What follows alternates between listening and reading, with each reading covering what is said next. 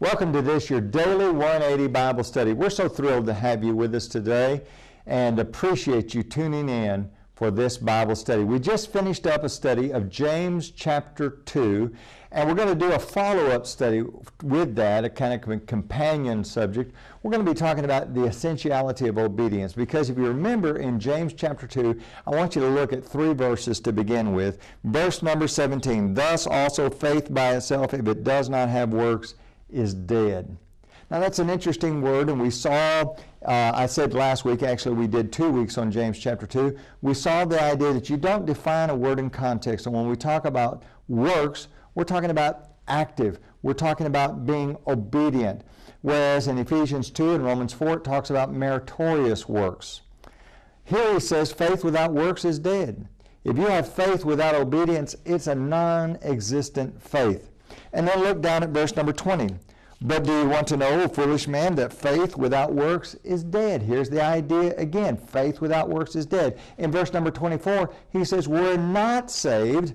Get this, we're not saved by faith alone. Isn't that interesting? The only time you find those words together in the New Testament, faith and alone, or faith only, is in James chapter 2, verse number 24. And there he says, we're not saved by faith only. And then in verse number 26, he says, for as the body without the spirit is dead, so faith without works is dead also. Now I want you to get this. Some people say, but I have great faith. Look at verse number 19.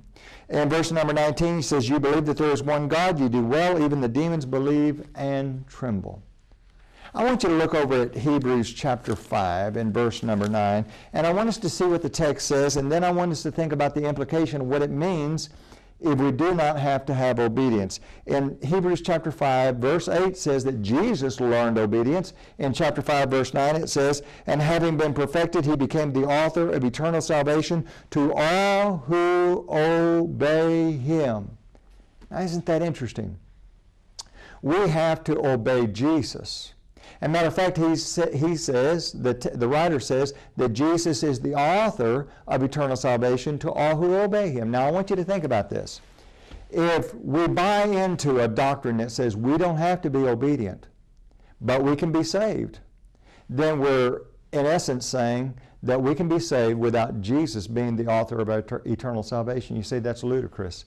And I say that's right. Join us again tomorrow for your Daily 180.